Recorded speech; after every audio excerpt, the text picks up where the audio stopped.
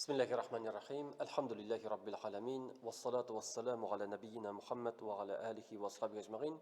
Esselamu aleykum ve rahmetullahi ve berekatuh. Hürmetli din kardeşlerim, özümüzün Ramazan ayındağı derslerimizni devam etimiz. Bugün indi 6. gün.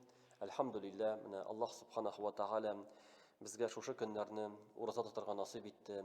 Şuşu günlerini gıybedette ötkərge nasip etti. Elhamdülillah, Allah'ın zor nimeti. Çünki Ramazan ayında bolu özü bir zor nimet. Bir vaqtda Peygamberimiz sallallahu aleyhi ve sellem zamanında iki kişi bola. Şul iki kişinin birisi Allah yolunda şahit bulup vefat bola. İkincisi bir yıldan son vefat bola, orun üstünde ağrıydağın vefat bola. Hem üçüncü bir kişi şu iki kişini düşünde göre. Hem İkinci, ahırdan vefat bulgan kişi yukarırak derecede ikenin göre. Şundan aptırашta kala. Çünkü onun uylu boyunca Allah yolunda şahit bulgan kişi ulu savapta, ulu derecede bulurga tiyiş ikincisinden karaganda. Şundan Peygamberimiz sallallahu aleyhi ve sellem yanına kiledegin eyte ya Resulullah dey, mine şunday hal, birinci kişi şulay buldu, ikinci kişi şulay öldü. İkincisi derecesi yukarırak deyip gördüm dey. Şundan Peygamberimiz sallallahu aleyhi ve sellem eyte, nigalay bulmasan dey. Ol bit ondan son bir yıl yaşadı dey. Bir yılda ol köpmü namaz okudu. Hem Ramazan ayında oruza tuttu dey. Mına şul sebeple onun dereceleri yukarı deydi. Şuna göre hürmetli din kardeşlerim, eğer de Allah subhanahu ve teala bizge şuşu ayını karşı alırga nasip etken iken, şuşu ayda gıybedet kılırga nasip etken iken, bu Allah Rabbimizden bizge bergen zor nimeti. Şuşu Allah Teala bizni kitirdi. Sağ selamet kiliş, şuşu ayga bizni kitirdi. Eydegiz, biz tırışık şuşu ayını yaxşı etip ötkərege. Tırışık bu ayını gıybedette ötkərege. Allah Rabbimiz razı bulsun, uraza dağın bizden razı bulsun. Kıyamet gününde bizge şefaatçi bulsun. Kur'an bizge şefaatçi bulsun için biz tırışık. Şuna göre bizim derslerimizdegin şunlar bağışlagan, şunun turunda söyleyeyim, yani biz gılımımızı arttırır için hem özümüzün şuşu ayda gıybedetimizni dürüstler için, tırışlığımızı kubeytir için şuşu derslerinin maksatı şunda. Uzgan derste biz öttük, yumartlılıkның Ramazan ayında nindi zor fazilatlı ikenin. Mında İmam-ı Şafii rahimahullahu Teala'nın sözlerini aytıp gitesim kilem. İmam-ı Şafii aytam, min dip ayta tilimdi. Ramazan ayında kişi kubrek yumart bulsun için dey. Kubrek izgilik kılsın, kişilerge kubrek rizık taratsın dey. Peygamberimizge iyerip dey. Birincisi Peygamberimizge iyerip. Hem kişiler ol ayda ihtiyaçları var dey. Ol ayda kişilerin muhtaçlıkları var, ihtiyaçları var. Şunun için deydi. Çünkü kişi uraza tutam, koy bir işlerin işley almay, şuna göre bayrak kişiler eğer degin buluşa alalar iken ol hayırlısını aladı. Hem indi Peygamberimiz sallallahu aleyhi ve sellem'nin yumartlığı turunda eğitilgen hadistekile İbn Abbas radıyallahu anhu ayta Peygamberimiz in yumart kişi idi dey. Hem ol yumart idi dey Cebrail aleyhisselam bilen şıraşkan vakitte. Ramazan ayında ol anar Kur'an okuydu deydi. Mine şuna göre İbn Racab şu Latayiful Ma'arif kitabında bu bulikni bağışlı yumartlılık turunda hem onlar devam ede Kur'an turunda. Çünkü Peygamberimiz sallallahu aleyhi ve sellem kişilerin Cebrail aleyhisselam bilen Kur'an okugan. Şuna göre olaytam, bu hadis kursata deyip aytam. Kiş bilen Peygamberimiz Kur'an okugan deganni kursata narsanim. Kişi iş vakitte okuy almay. Amina qo'shan o tinchlana. Qo'ysan onun boş vakiti var, tinchgina vakiti var ekan, odatda u kish bilan bilan mana shu vaqtda u Qur'on o'qisin deydi. Odatda kishlarning Qur'on o'qiy. Ham Alloh Rabbimiz Qur'onda ayta: "Inna nashiyatal layli hiya ashaddu wa aqwa qila." Şuna göre Ramazan ayı, Рамазан айы ул Коръан айы. Рамазан айы ул Коръан айы. Һәм Ибн Габбас радиллаһу анһу әйтә, Аллаһ Тәгалә Ләүхул Махфуздан Коръанны камил рәвештә Бейтул Иззәгә, ягъни күкнең беренче күккә иңдергән дип әйтә. Бейтул Иззә дигән җир бар, һәм ул аны Кадр кичендә камил рәвештә иңдергән дип әйтә. Аллаһ Тәгалә әйтә: "Инна анзалнаху фи лейлатил Кадр." Без ул Коръанны иңдердек Кадр кичендә. Ягъни Кадр кичендә Бейтул Иззәгә иңә, һәм аннары Пәйгамбәрбез саллаллаһу алейхи ва саллямга 23 ел давырында Пәйгамбәребезгә аятлар иңә башлый. Пәйгамбәрбез саллаллаһу алейхи ва саллям үзе кичләрен гыйбадәттә үткәрә иде. Кичләрен Коръан укып, ул аны намазда укый иде. Намазда Хузайфа радиллаһу анһу әйтә, Пәйгамбәрбез саллаллаһу алейхи ва саллям бер Рамазан кичәсендә бергә намаз укыдык дип әйтә. Пәйгамбәрбез башлады ди Бакара сүрәсен укып бетерде ди. Аннары Ниса сүрәсен укыды ди. Аннары Әл-Гимран сүрәсен укыды ди. Һәм шул укыган вакытта берәр җәһәннәм турында аят булса, Аллаһтан сорый иде: "Я Раббым, җәһәннәмнән сыгындыр мине" дип. Әгәр дә җәннәт турында аятлар булса, "Я Раббым, җәннәтеңне насыйп ит" дип сорый иде дип әйтә. Шулай итеп иркенләп укыды, хәтта 2 рикагат кына укый алды дип әйтә. Аннары Билал радиллаһу анһу инде азан әйтергә чакыра, инде азан әйтә. Икенче риваяттә килә 4 рикагат укыды дип. Ягъни Пәйгамбәрбез шуны хәтлек заг итеп укый, заг итеп укый. Ягъни бу күрсәтә, Пәйгамбәрбез саллаллаһу алейхи ва саллям бу кичәләрне гыйбадәт кыла иде. Заг итеп Коръан укый иде, намазда Коръан укый иде. Гомар радиллаһу анһу вакытында Убай ибн Каабка әмр итә кешеләргә имам торырга, им башында. Һәм бер аят, бер рикагатта 100 аят укый торган булалар. Яки 200 аят укый торган булалар. Ягъни зур-зур сүрәләрне бер рикагатта укып чыга торган булалар. Хәтта алар таякка таянып торалар иде. Кайберләре бау сузып бауга таянып торалар иде, заг итеп торганда. Ягъни ара бетәләр иде. Алар бит әле көне буе эшләгән, хәтта сәхәргә хәтлек намаз укыйлар иде дип килә. Ягъни менә бу им башында, аннары инде Гомар радиллаһу анһудан килә риваят, инде 20 рикагатта укыганнар дип килә. Шуңа күрә инде мәзһәб галимнәре шушы 20 рикагатны алдылар, һәм без таравих намазын 20 рикагат итеп укыйбыз. Ләкин анда дагын әйтәләр, Абу Ханифадан риваят килә һәм Имам Ахмадтан, иң кимендә 10 аят булсын дип. 10 аят. Рикагатлар күп булса, 10 аят кимендә укыгыз дип килә. Аннары инде башка шулай ук Имам Абу Ханифа һәм Имам Ахмад икенче бер фикерендә әйтә, алар әйтәләр кешегә карарга дип әйтәләр. Кешенең хәленә карарга. Әгәр дә кеше үзе генә икән, иркенләп озын итеп укый ала. Әгәр дә аның белән озак итеп укырга әзер кешеләр бар икән, озак итеп укый ала. Әмма ләкин әгәр дә ул гади мәчеттә имам икән, анда картлар бар, олылар бар, алар озак итеп укый алмыйлар икән, ул вакытта ул кешеләрнең хәленә керергә тиеш була. Ягъни таравих намазы шуңа күрә 20 рикагат укыла, ләкин андагы күләмне кешеләрнең хәленә карарга кирәк. Әгәр дә алар Коръанны укып чыгалабыз дип әйтәләр икән инде, гадәттәгечә мәсәлән 1 рикагатта 1 бит укып инде бик әйбәт, Коръанны таравихта укып чыгу бик әйбәт инде. Инде менә бүгенге шартларда әлбәттә күп кеше, ягъни барыбыз диярлек өйләребездә таравих намазларын укыйбыз бит инде, мәчетләрдә укылса дагын анда фақат мәчеттә эшләүчеләр генә укыйлар. Шуңа күрә инде монда һәр кеше ничек булдыра ала, күпме белгән сүрәләре белән укырга тырышсын. Һәм ул монда әйтеп була, мәсәлән, кемдер озак итеп белми икән, ләкин буш вакыт бар икән, мәсәлән, күбрәк намаз укысын. Мәсәлән, кемдер Коръан укый белми, ләкин бик каты тырыша гыйбадәт кылырга. Хәзер мәсәлән, акшам белән ястү арасы озын.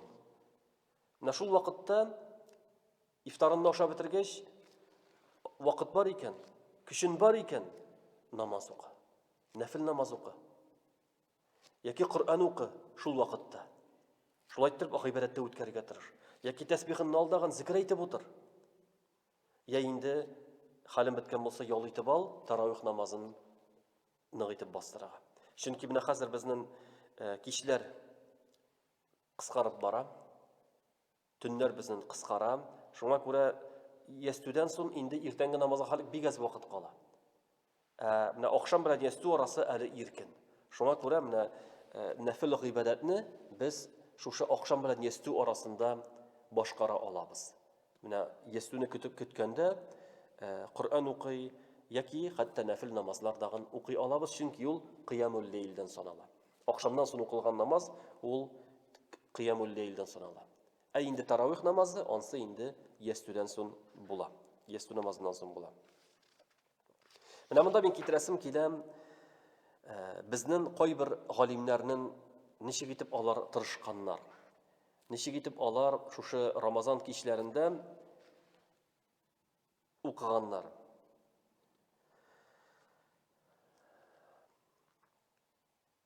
Кайберләре 3 көнгә хатым кыла тагын булалар. 3 көн сайын хатым кылалар. Менә 3 көн дип әйткәндә, менә безнең теге, менә без хәзер мисал китерсәм, менә шушында кайберләре 10 көндә, кайберләре 7 көндә. Имам Шафиғи һәм Имам Абу Ханифа мәсәлән Рамазанда 60 тапкыр хатым кыла тагын булалар. Ягъни көнгә 2 тапкыр мәсәлән. Менә бу хәлләрне әйтсәң, кайбер кеше аптырарга мөмкин, бу мөмкин түгел дип. Мөмкин түгел дип.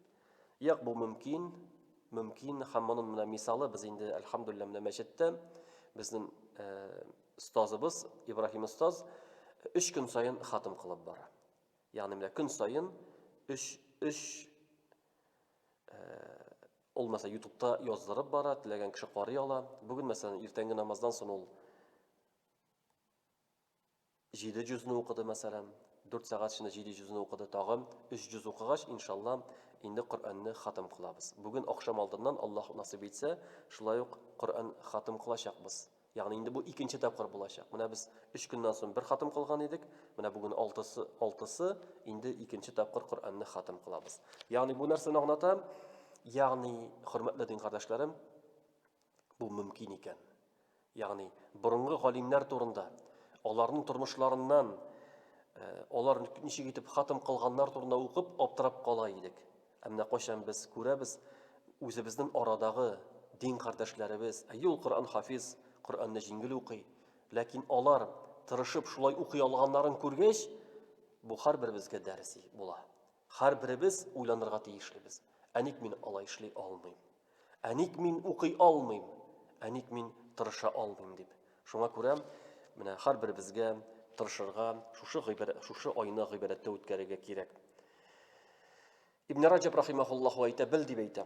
Бу айда мөмин кешегә 2 тырышлык кирәк дип әйтә. 2 әйбердә тырышырга кирәк ди. Беренчесе көндүз, ул да булса ураза тотыр өчен. Уразаны яхшы иттереп, дөрес итеп, җиренә җиткереп тотыр өчен тырышырга кирәк. Ягъни харамнардан тыелып, гайбәттән тыелып, начар сүздән тыелып, харамга карамыйча, ишетмичә, ягъни харамны тыңламыйча, үзенне саклау. Бу аңар тырышлык кирәк. Ураза ул акшамы ичмәү генә туры түгел. Сәхәр ашадың да кичкә хәтлек ашамыйча ичмичә генә йөрү түгел.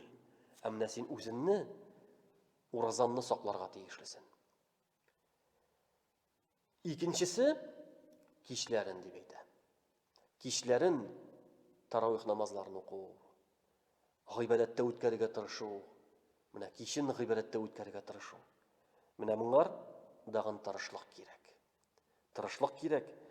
Һәм кеше үзен менә шушы айда әгәр дәген тырыша алса, иншалла әҗр савабы артык булачак. Һәм моңар әҗр савап нәрсә була? Кыямәт көнендә Коръан белән ураза аңар шафагатьче булачак. Пәйгамбәрбез саллаллаһу алейхи ва саллям әйтте, ураза белән Коръан кыямәт көнендә ураза тотучыга, Коръан күп укучыга шафагатьче булачак диде. Ураза әйтәчәк, Я Раббым, мин аның шәхвәтен, ризыгын тыйдым, көндүзен дип әйтә. Ә Коръән әйтер, мин аның йокысын тыйдым. Ул кичләрен Коръән укыды. Я Раббым, мин шәфәгать кылыйм әле бу кешегә дип әйтер ди. Ягъни, әгәр дәген кеше шушы Коръәнгә ихтибар итсә, уразага ихтибар итсә, алар кыямәт көнендә аңар шәфәгатьче булачак.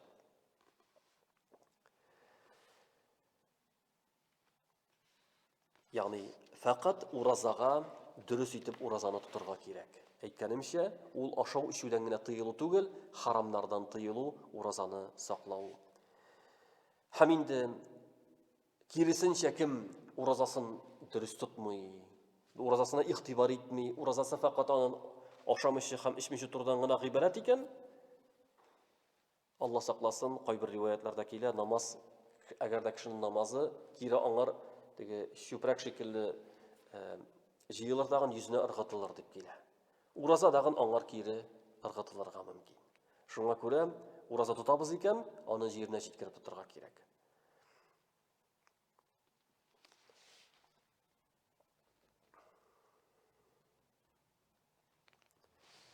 Кайбер борынгы галимнәр әйткәннәр, әгәр дәген мөмин кеше үлем түшәгендә ятканда, фәрештәгә әйтелер ди. Башын иснәп кара дип. Әйтер, башында Коръән исе сизәм дип. Әйтелер, күңелен, йөрәген иснәп кара. Әйтер, ураза, күкрәгендә ураза исен сизәм дип. Аякларын иснәп кара. Әйтер, төнге намазга баскан исләрен сизәм дип әйтер. Һәм әйтелер, хафиза нафсаху, хафизахуллаху азза ва джалл. Ул үзен саклады, Аллаһ тагын аны саклар дип әйтә.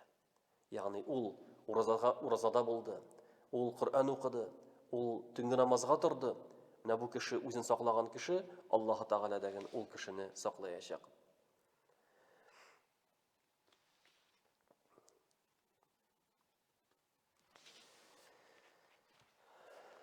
Ибн Мас'уд радиллаһу анһу әйтә, аның менә мәшһүр сүзләре, кем менә Коръән ятларга насыйп булса, Коръәнне өйрәнергә насыйп булса, әлбәттә Коръән әһле ул Аллаһ Тәгалә әйтә, әһлуллаһи ва хассатуху дип әйтә.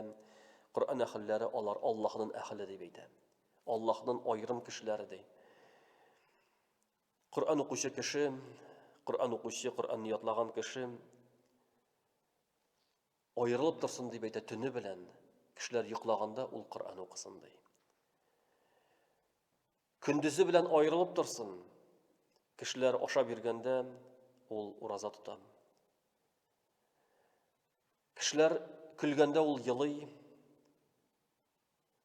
Кешеләр ризыкларына ихтибар итмичә теләсә ничек ашаганда ул сайланып ихтибар итә. Кешеләр төрле сүз сөйләгәндә ул телен тыеп кала белән. Кешеләр, ягъни һәр вакытта аның туйгысы бар. Туйгысы бар, ягъни Коръәнне аңар тәэсир итә. Кешегә Коръән тәэсир итә дип әйтә. Шуның өчен борынгы галимнәрдән менә бу мисал күп булган, һәм алар әлхәмдүлилләh әйткәнемчә безнең хәзерге дин кардәшләребездә дәген бар, кемнәр Коръәнгә ихтибар итәләр, кемнәр Коръәнне ятлыйлар. Һәм без инде менә шушы Рамазан аенда әлбәттә үзебез иң беренче үзебезне мәҗбүр итәргә, тырышлыгыбызны күрсәтергә. Менә кайбер кеше әйтергә мөмкин, Рамазан ул минем өчен гади айлар шикелле дип. Ягъни менә мин күпмедер намаз укыйм, ураза тотам, һәм шулай тормышым бара дип. Юк, алай булырга тиеш түгел. Рамазан айы ул аерым булырга тиешле. Рамазан аенда тырышлык аерым булырга тиеш. Һәм менә бу алда менә санап киткән галимнәрнең мисалы шулай булган. Алар шушы Рамазан җитсә, аерым тырышканнар. Шуңа күрә үзебезнең балаларыбызны дагын гадәтләндерсәк идек, өндәсәк идек, шушы айда Коръәнгә күбрәк игътибар бирергә. Һәм инде үзебез иң беренче чиратта алар өчен үрнәк булсак идек. Шуңа күрә менә әлбәттә, бәлки иншалла киләсе дәресләрдә Коръән турында күбрәк сөйләрбез, аның әһәмияте турында һәм аңар кагылышлы булган кайбер мәсьәләләр турында күбрәк сөйләргә тырышырбыз иншалла. Бүгенгә шушы китаптан кагылган мәсьәләләр шушы. Алла субханаһу ва тааля барчаларыбызга файдалы Рамазан айларын файдалы итеп үткәрергә насыйп итсә иде.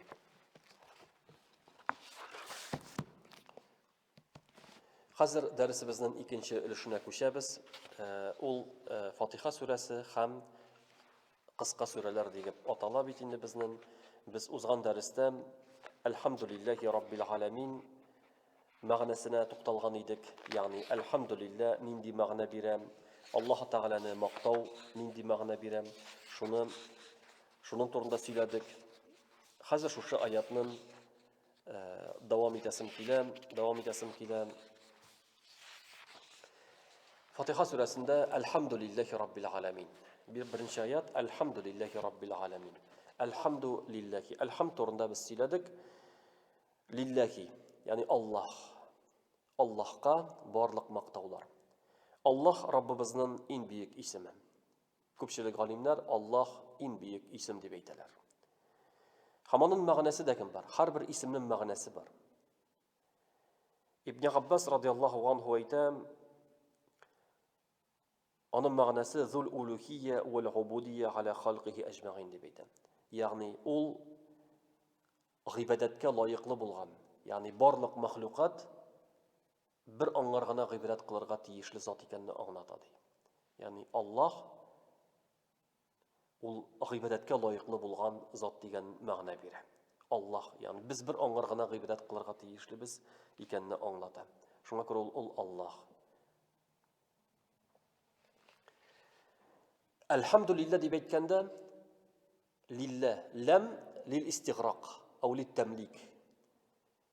Ягъни әлхәмд барлык мактау. Лиллә дип әйткәч, ягъни без барлык мактау бер Аллаһка дип әйтәбез. Барлык мактау, чын мактау ул бер Аллаһка. Аның турында үткән дәрестә сөйләдем, ягъни без һәр вакытны Аллаһка мактауда булырга тиешлебез, чөнки һәр вакытны без Аллаһка мохтаҗ. Әлхәмдүлиллаһи раббил аламин. Раббил аламин галәмнәрнең Раббысы. Ар-Рабб шулай ук Аллаһның күркәм исеме. Ягъни менә бу сүрәдә Аллаһның 4 күркәм исеме искә алына. Аллаһ, Ар-Рабб, Әл-Малик, Ар-Рахман, Ар-Рахим, бишәү хәтта бишәү. Ар-Рахман, Ар-Рахим, Әл-Малик, биш Аллаһның күркәм исемнәре искә алына. Аллаһ Тәгаләнең күркәм исемнәре, әлбәттә, аның турында күп сөйләп була, һәм мин ишара кылыр идем аның турында безнең радиодан чыккан тапшырулар, берничә ел элек. Иртәнге нур тапшыруында чыккан тапшырулар, Аллаһның исемнәре Ракиб Абый Гаффар белән эшләнгән, ул бар, бәлки иншалла без аны үзебезнең мәчетнең шушы YouTube каналына да элербез, Аллаһ насыйп итсә, теләгән кеше шуннан карый яки тыңлый алыр. Ул аудио тапшырулар 56 вагаздан тора, 56 вагаз, 56 тапшыру инде, 56 тапшыру. Шунда Аллаһның исемнәре турында сөйләнелде, шулардан киңрәк итеп тыңлый алырсыз. Әйткәнемчә, Фатиха сүрәсендә шушы 5 исем һәм менә Ар-Рабб исеме ул аның мәгънәсе тәрбияче дигәнне аңлата. Рабб, ягъни тәрбияче. Ягъни Аллаһ Тәгалә тәрбияли. Һәм Аллаһ Тәгалә бөтен галәмне тәрбиядә тота. Җир шарында нинди генә күсәнәк булмасын, нинди генә үсемлекме ул, җанлымы ул, җансызмы ул, бөтенесе дә Аллаһ Тәгаләнең тәрбиясе астында. Шуңа күрә киңәш итер идем, менә хайваннар дөньясын турында тапшырулар караганда, яки су астындагы булган хайваннар дөньясына бәйле хәзер бик күп тапшырулар бар. Менә шуларны гыйбрәт йөзе белән карарга иде. Ягъни игътибар итсәгез, ничек итеп Аллаһ Тәгалә аларны тәрбияли? Ничек итеп алар бер-берсеннән ризык табалар? Ничек итеп алар бер-берсенә бәйле? Анда бик күп хикмәтләр. Бик күп хикмәтләр. Шуңа күрә Ар-Рабб дип әйткәндә, без ике мәгънәдә, ягъни Ар-Рабб Аллаһ Тәгалә тәрбияче дип аңлыйбыз. Гомуми бөтен мәхлукат Аллаһның тәрбиясе астында. Яңгырны Аллаһ Тәгалә яудыра. Ризыкны Аллаһ Тәгалә бирә. Бөтен нәрсәне Аллаһ Тәгалә бирә. Хәтта бер галим хаҗ сәфәренә барганда ялгыш юлдан кирип китеп югала. Юлдан адаша, юлдан тайпыла дагын. Шуннан бер агач кырыена утыра дагын, үзенең булган ризыгын чыгара һәм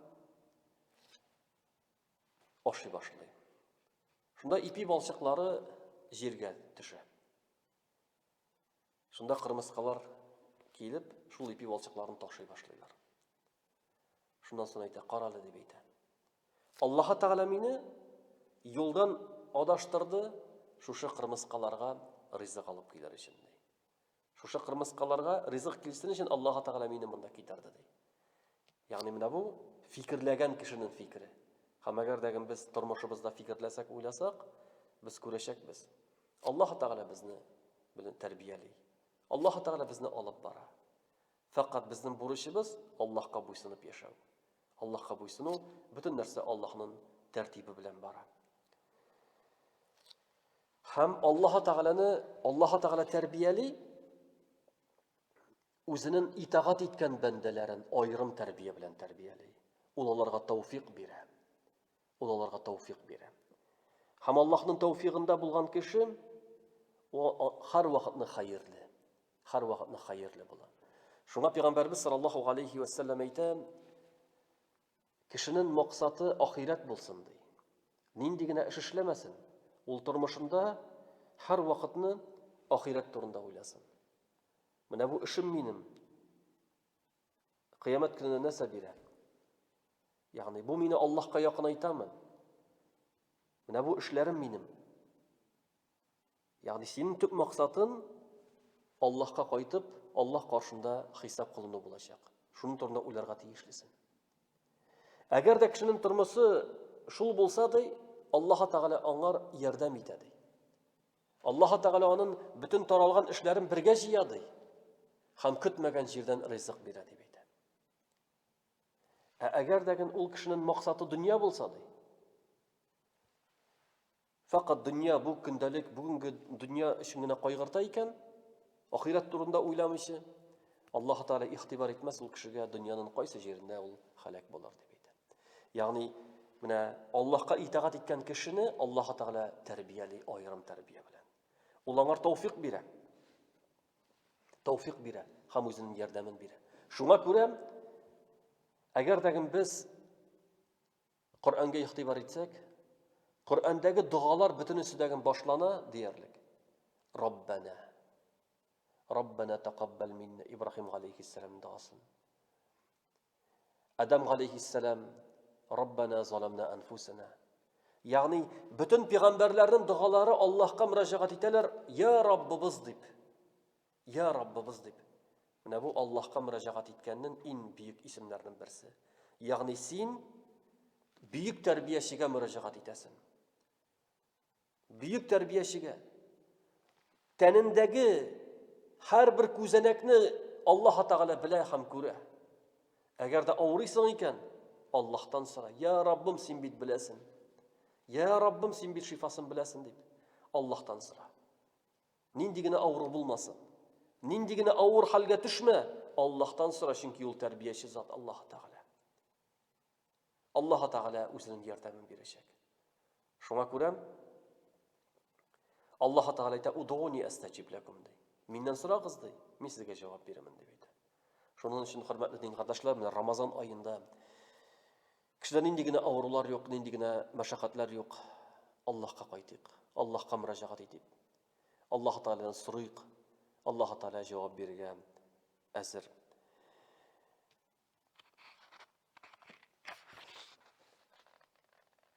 Шуның өчен без ышанабыз. Бу галәмдә бер Аллаһ Тәгалә генә хуҗа. Ул гына бөтен нәрсәне юктан бар итте, һәм ул гына бөтен нәрсәне тәрбияләп тора.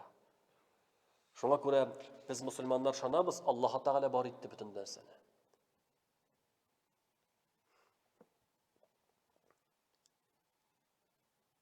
Юктан бар итүче ул Аллаһ Тәгалә. Һәм шушы булгач, ягъни без гыйбадәтебезне дәген бер Аллаһка сарыф итәргә тиешлебез. Бер Аллаһка гына гыйбадәт кылып, аннан ярдәм сорарга тиеш булабыз. Әлхәмдүлиллаһи раббил аламин. Әл-Галам. Галамин нәрсә ул галамин? Галимнәр әйтәләр, тәфсир галимнәр әйтә, فَكُلُّ مَا سِوَى اللَّهِ فَهُوَ غَلَمٌ дип. Аллаһтан башка бөтен нәрсә ул галам. Аллаһтан башка бөтен нәрсә галам. Йолдызлар. Ягъни менә кеше дөньясы ул галам. Җиннәр дөньясы, фәрештәләр дөньясы. Булар бөтенесе дәген галам. Хайваннар, бөтен мәхлукат ул галам булып санала. Аның асылы каян алынган? Галамәдән алынган. Галамәт, билге. Асылы билгедән алынган. Ягъни бу дөньяда һәрбер әйбер, бар ителгән әйбер ул Аллаһның барлыгына галамәт булып тора. Әгәр дә сиңа дәлил кирәк булса, Аллаһның барлыгына берлегенә кара күзеңне ачып тирә-ягыңа. Бөтенесе дәген Аллаһның бар икәнен күрсәтә. Бөтенесе дәген Аллаһка дәлил булып тора. Шуңа күрә ул Аллаһ Тәгалә Раббул Аламин. Аллаһ бар һәм башка бөтен нәрсә дәген бар ителгән. Аллаһ Тәгалә безне юктан бар итте. Аллаһ Тәгалә безне юктан бар итте һәм калдырмады. Кулли яумин хува фи шаън дип әйтә. Көн сайын Аллаһ Тәгалә ул эштә. Аллаһ Тәгалә ул ризык бирә. Аллаһ Тәгалә ул шифасын бирә. Аллаһ Тәгалә ул кемнеңдер җанын ала. Кемгәдер тереклек бирә, кемдер дөньяга килә, кемгәдер җан кертә. Аллаһ Тәгалә бу дөнья белән идара итә. Шуңа күрә, хөрмәтле дин кардәшләрем, менә без Әлхәмдүлиллаһи раббил аламин дип әйткәндә, Фатиха сүрәсен укыганда, ягъни Аллаһ каршына баскач, Фатиха сүрәсен укыганда, Әлхәмдүлиллаһи раббил аламин дип әйткәндә, ягъни барлык мактаулар бер Аллаһка, һәм ул Аллаһ бөтен галәмнең Раббысы икәнен аңласак, төшенеп, шушы мәгънәләрне күңелләребезгә кертеп укысак, әлбәттә, моның тәэсире булачак. Һәм һәрбер аятта, иншалла, аерым тукталырбыз, һәм һәрберсенә шушындый мәгънәләргә тукталырга тырышырбыз. Аллаһ Субханаһу ва Тәгалә барчаларыбызга шушы Рамазан айларында тоткан уразаларыбызны кабуллардан кылсын, һәм бу айда әйдәгез, тырышыйк, күбрәк Коръән укыйк, күбрәк зикр әйтик, күбрәк истигъфар кылыйк, күбрәк тәүбә итик. Аллаһ Субханаһу ва Тәгалә барчаларыбызны туры юлда алып барса иде, үзенең хәерле, тәүфиклы бәндәләреннән кылса иде. سبحانك اللهم وبحمدك أشهد أن لا إله إلا أنت أستغفرك وأتوب إليك. السلام عليكم ورحمة الله وبركاته.